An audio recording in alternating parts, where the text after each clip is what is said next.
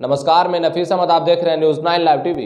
वसीम रिजवी द्वारा high court में कुरान पाक की 26 आयतें हटाने को लेकर दायर की गई याचिका के बाद वसीम रिजवी के छोटे भाई ने एक वीडियो बनाकर सोशल मीडिया पर वायरल किया और इस वीडियो में क्या कुछ कहा आइए आपको सुनवाते हैं, तो सुनिए। बिस्मिल्लाहिर्रहमानिर्रहीम। मैं एक ऐलान कर रहा हूँ कि सैयद वसीम रिजवी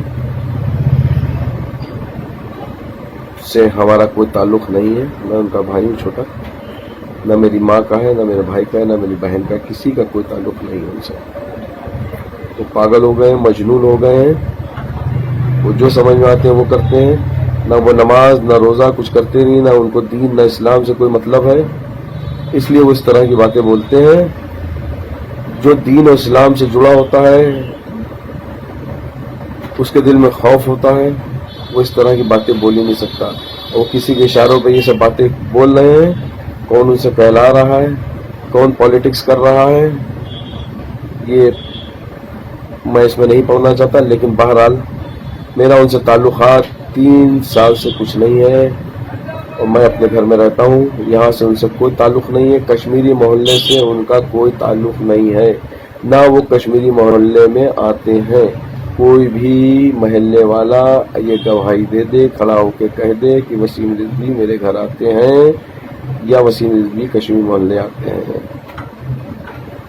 मेरा कोई ताल्लुक़ नहीं है, न मैं वसीम रिजवी से कोई ताल्लुक़ रखना चाहता हूँ। न मैं, न मेरी माँ, न मेरा भाई, न मेरी बहन कोई ताल्लुक़ात रखना नहीं चाहता उनसे।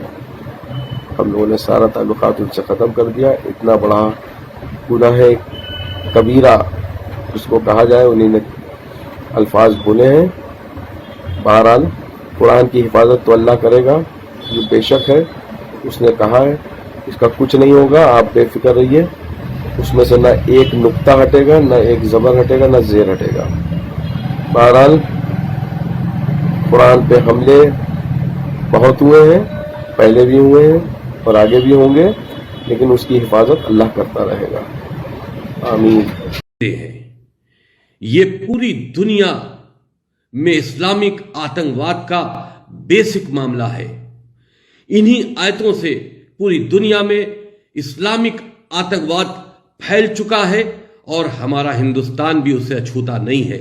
और सबसे ज्यादा प्रॉब्लम्स हमारे हिंदुस्तान में है। कश्मीरी हिंदुओं के साथ में इन्हीं आयतों की तिलावत करके कश्मीरी हिंदुओं के साथ में जुल्म और ज़्यादती की गई। उनको कश्मीर से निकाला दिया गया, उनकी लड़कियों के साथ में रेप किया गया, उनको जलाया गया। ऐसी घटनाएं पूरे हिंदुस्तान में कई जगह हो चुकी हैं, जहां इस्लाम के नाम पर दूसरे धर्म के लोगों को मार दिया जाता है।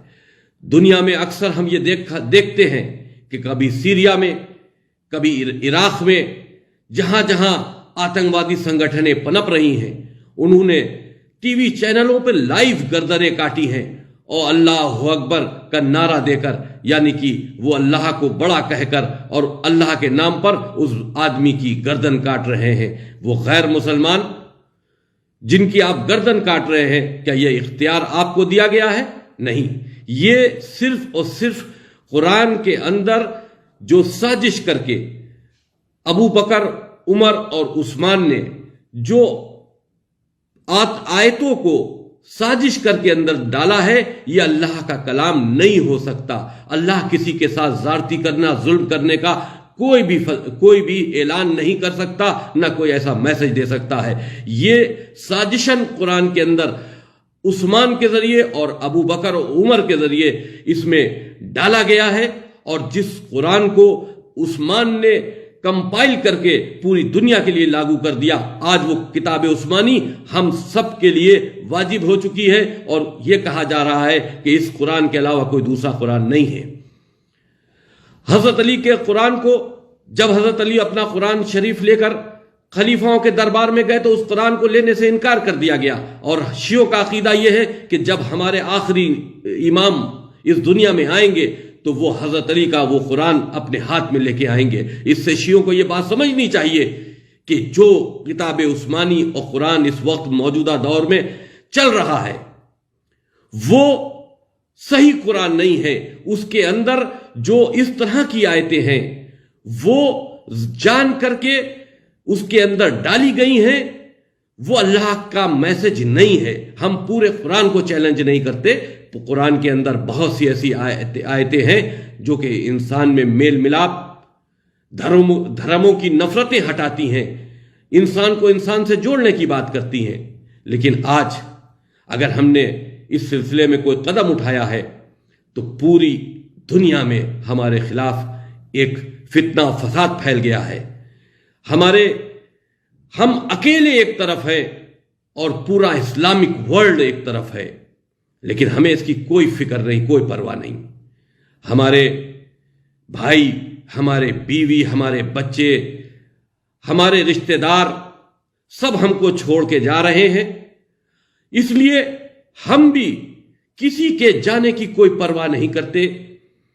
हम खुश हैं कि हम हक पर हैं। हम किसी के जाने की कोई परवाह नहीं करते। हम वसीयत भी करते हैं कि जब भी हमारा इंतकाल हो जाए तो मेरे पास 4 मेरे ऐसे दोस्त हैं, हो सकता है वो हमारे इस मामले, कुरान शरीफ के मामले से हमसे सहमत ना हो, लेकिन वो हमारे जाती दोस्त हैं जो हमको कब्रिस्तान तक पहुंचा सकते हैं। और दूसरे धर्म के लोग भी हैं जो हमसे मोहब्बत करते हैं, हमारी बात को साक्षी देते हैं और कहते हैं कि कोई आदमी हक बात कह रहा है। वो लोग भी हैं जो हमको कब्रिस्तान तक पहुंचा देंगे।